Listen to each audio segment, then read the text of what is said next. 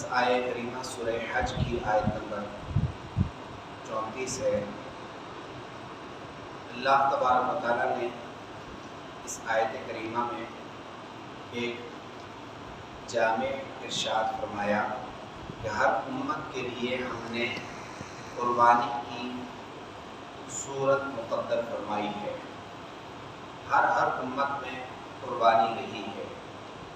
جعلنا منسک کہتے ہیں قربانی کو، اور قربانی کو قربانی کہتے اس لیے ہے کہ یہ وجہ تقرب الہی ہے، اللہ کی قربت کا ذریعہ ہے، اس لیے اس کو قربانی کہا جاتا ہے۔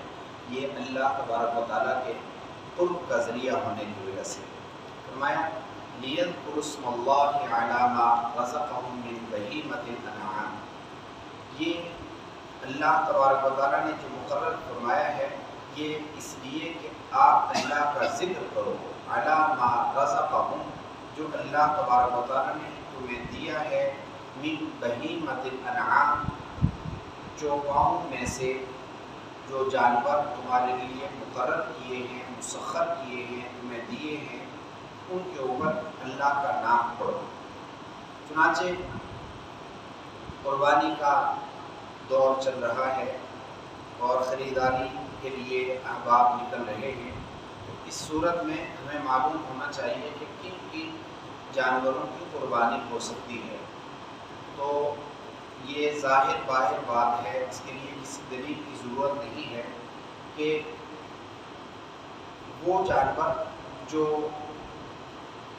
وحشی ہیں ان کی قربانی درست نہیں ہے، جو مانوس جانور ہیں ان کی قربانی ہے۔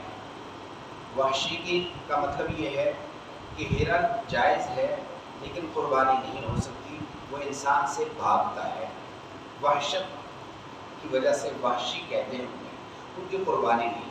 ہاں جو جانور مانوس ہیں، گھروں میں پالے جاتے ہیں، ان کی قربانی ہوگی۔ ان میں اونٹ ہے، گائے ہے، بھیڑ بکری ہے اور بھینس ہے۔ بھینس کو فقہائے کرام نے اجماع امت کے طور پر بھینس کو گائے کی ایک قسم شمار کیا ہے۔ جو لوگ موجودہ دور میں طرح طرح کے اعتراضات کرتے ہیں، یہ حضور کے دور میں چونکہ بھینس کی کوئی صورت نہ تھی لہٰذا بھینس کی قربانی نہیں، ان سے معذرت کی جائے گی، اس لیے کہ اگر سال بھر دودھ کی ضرورت پڑے تو بھینس کا حلال ہے، اور سال کے بعد قربانی کی باری آئے تو کہتے ہیں نہیں اس کی قربانی نہیں ہوگی۔ ایسا نہیں، بلکہ جیسے سال بھر کو حلال ہے، جائز ہے، اسی طرح قربانی بغیر کسی اعتراض کے بھینس کو گائے کی ایک قسم شمار کر کے اس کی قربانی کرنا درست ہے۔ عمر کا بیان گزشتہ سبق میں گزر چکا ہے۔ اونٹ کے لیے 5 سال کا ہونا ضروری ہے کم از کم، بھینس اور گائے کے لیے 2 سال کا ہونا ضروری ہے، اور بکری کے لیے نر و مادہ جتنے بھی ہیں ان کے لیے 1 سال کا ہونا ضروری ہے، بھیڑ کے لیے بھی 1 سال کا ہونا ضروری ہے۔ یہ تو یہ ان کی عمریں ہیں کم از کم، اگر اس سے اباؤ اس سے زیادہ ہو تو گنجائش ہے، وہ آدمی اپنی مرضی کے مطابق ان کو خرید سکتا ہے۔ جانور کی خریداری میں دوسرا اہم مرحلہ تب آتا ہے کہ جب ہمیں معلوم نہ ہو کہ آیا کن کن اعضاء کی وجہ سے کون سی عیوبات ہیں، نقائص ہیں جن کی وجہ سے قربانی درست نہیں ہوتی، کیونکہ اللہ تبارک و تعالیٰ کے نام پر جب قربانی کرنے جا رہے ہیں تو اس طرح چیز ہو جیسے سیدنا ابراہیم علیہ السلام نے قربانی پیش کی، اس کی مثال کو ہو کم از کم۔ اس کی مثال کا مطلب یہ ہے کہ عیب تو نہیں ہونا چاہیے، جیسے سیدنا ابراہیم نے اپنی ملکیت میں سے اور اللہ تبارک و تعالیٰ کی دی ہوئی چیزوں میں سے سب سے عمدہ چیز جو بیٹا تھا اس کو قربانی کے لیے پیش کیا۔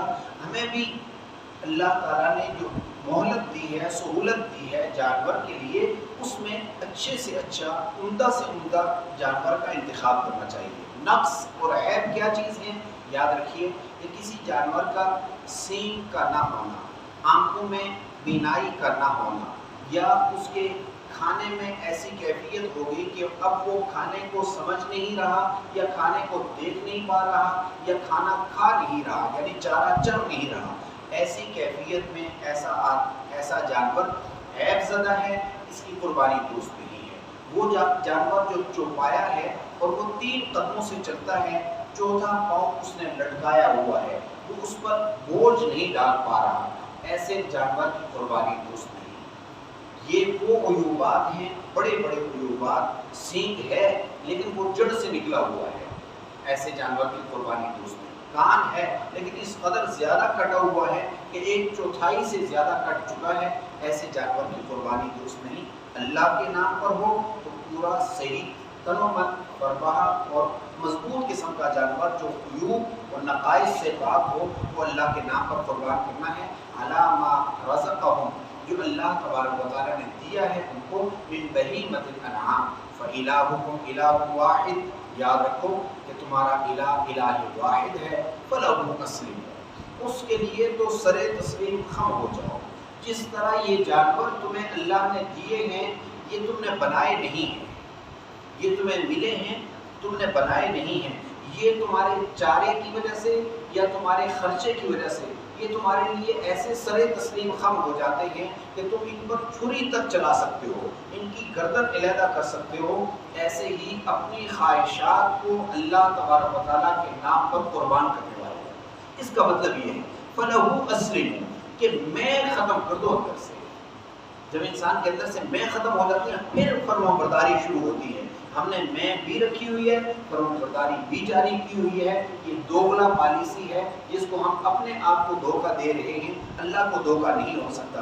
اس لیے کوشش کریں جو اللہ تبارک و تعالیٰ نے فرمایا الہ واحد ہے، فَلَهُ أَسْلِمُوا، اس کے لیے فرمانبردار ہو جاؤ۔ وَبَشِّرِ الْمُخْبِتِينَ، جو اللہ کے لیے جھک جانے والے ہیں ان کو تو بشارت دے دو، ان کو بشارت دے دو جنت کی بشارت، ان کو بشارت دے دو اللہ کی رضامندی کی بشارت۔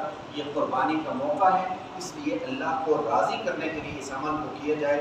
بقیہ جو اس کو قربان کرنے کا طریقہ کیا ہے وہ آئندہ سبق میں آئے گا۔ اللہ کریم ہم سب کو عمل کرنے کی توفیق نصیب۔ وَأُتْبِعُوا فِي هَذِهِ لَعْنَةً وَيَوْمَ الْقِيَامَةِ